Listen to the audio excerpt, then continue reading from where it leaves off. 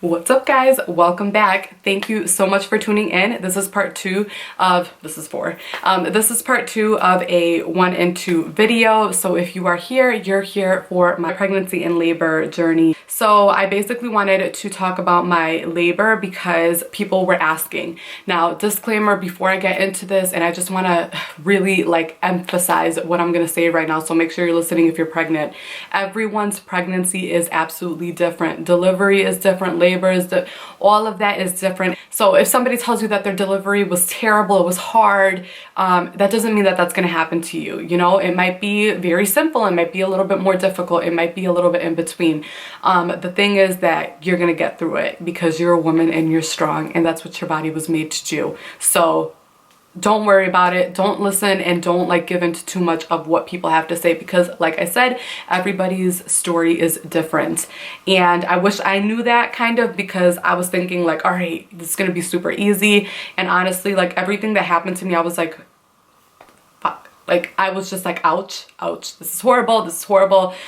So again, I'm gonna talk about it because everybody on my Instagram was asking me to do some sort of labor story. So that's the reason why I'm putting this up there, not to try to scare anybody and not to say that this is gonna happen to you, because it's not. At the end of the day, I'm super thankful. It was absolutely worth it. And honestly, I could do it again because I already did it once. So let's just get right into it. So I had a really decent pregnancy. I didn't get the worst morning sickness. I had morning sickness from weeks 6 to 10, and it was more so smells really bothered me, steak really bothered me, certain foods really bothered me. I was living on saltines, those were great, peanuts, water. What else was I eating? Just things like that, things that kind of soak up the acidity in your stomach, because I felt very nauseous, but I didn't throw up. Luckily, I didn't experience severe headaches or anything like that. I did not experience heartburn. I didn't experience Charlie horses, but I took my precautions again in order to not experience those things. So I wasn't eating right before bed. I wasn't laying down after eating. You want to make sure you're sitting up for a good hour and a half to 2 hours before you go to bed after eating. I think that sometimes people may experience heartburn, but you have to do your research and avoid the foods that might give you heartburn, and avoid the activities that might give you heartburn. And also too, because I was working out daily, almost daily, I was stretching out my legs every single day. So I was doing my calf stretches, which, you know, I feel allowed me to not get Charlie horses and those really bad pains that you know, come along with pregnancy. I think that you have to take the precaution and the steps to prevent this stuff before it happens, as opposed to trying to fix it once it happens. But you guys know I had my Tums on hand just in case. But yeah, so pretty good pregnancy, loved it. Being pregnant was awesome up until 35 weeks. And this was the point where I feel like my pregnancy was just very difficult, and I was actually kind of sad because I enjoyed being pregnant so much, and then this particular rash that I'm going to talk about really did take away the enjoyment out of being pregnant, and I just could not wait to give birth because I just wanted it to go away. So at 35 weeks, I contracted what is called PUPPPS. It's PUPPPS. It's an abbreviation for this really long name, so you can go ahead and Google it. But basically, they say that the cause of it is when your body stretches so fast, you get this rash on your body, and on your stretch marks, and it spreads.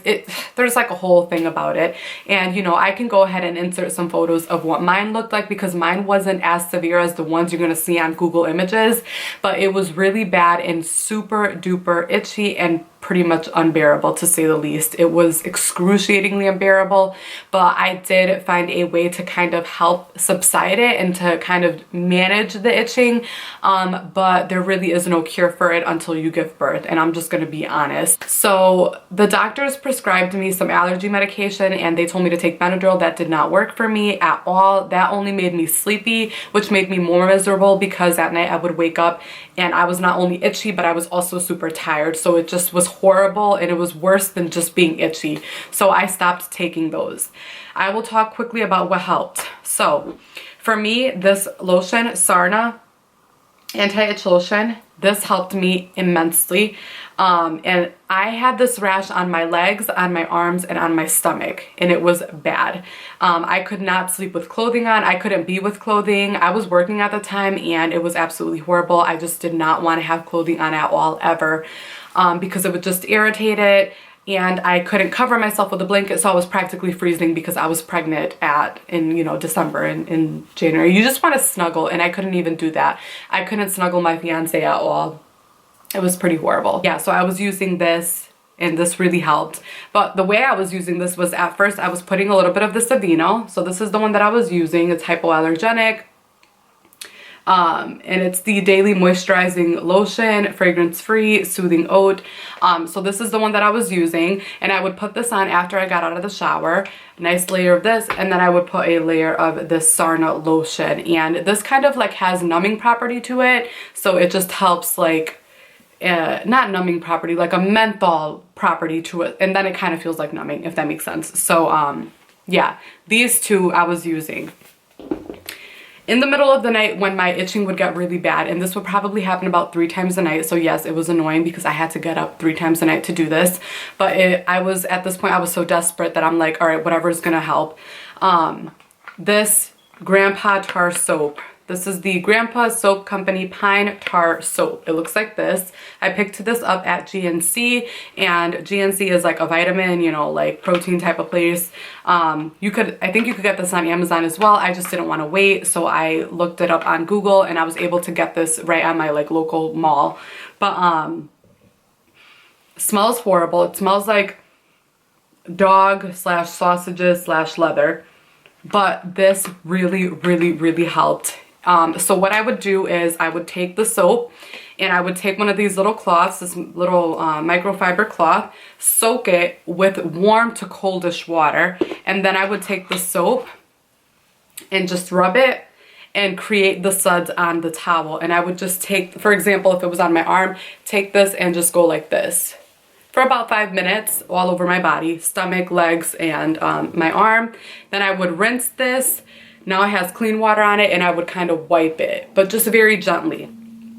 Once I did that, I would go back to the room and do my layer of AVEENO and my layer of SARNA, and then I was able to go to sleep for a couple hours until it started itching again, and then I had to do the soap thing again and redo the process. But basically it was just like, I could find no relief in anything, you guys. Like, I tried the AVEENO oatmeal baths, that didn't work. I tried the baking soda, that didn't work. I tried to cut out certain things from my diet, that didn't work. I know that there's some like cherry juice or something. Like, if you do your research, you can find a couple other things that you can try. I didn't try that. Like I said, once this worked for me, this worked for me, but I literally felt like I tried everything, and that was able to get me through to 39 weeks. But at my 39-week checkup, I did request an induction date because I was like, I can't take this itching anymore. It's unbearable. It's only getting worse, and it spreads too. So I was like, I just need this out. I don't want it to spread anymore because I already have it on my arms, on my belly, on my legs. It was pretty much everywhere at this point, and it was just getting worse. So I ended up getting induced because of it. Now, getting induced was fun. I was just excited to get the baby out. But I will say that, you know, there were several things that did hurt. For me personally, it was just very difficult because when you get induced, they open up your cervix with something called Cervidil. At least that's what they did for me. So it's like a little insert, and that starts to open up your cervix. So they did that for me the first night that I was there, and then I was starting to get contractions every minute, and it wasn't giving my uterus an opportunity to relax. So they actually had to take the Cervidil out. Then my contractions stopped, and then I was able to just sleep throughout the night. And then the next day they administered the Pitocin. So yeah, the Pitocin initiates your contractions. So they gave me that the following day, and then I started to feel the contractions. Not too bad, more like cramping. It was all right.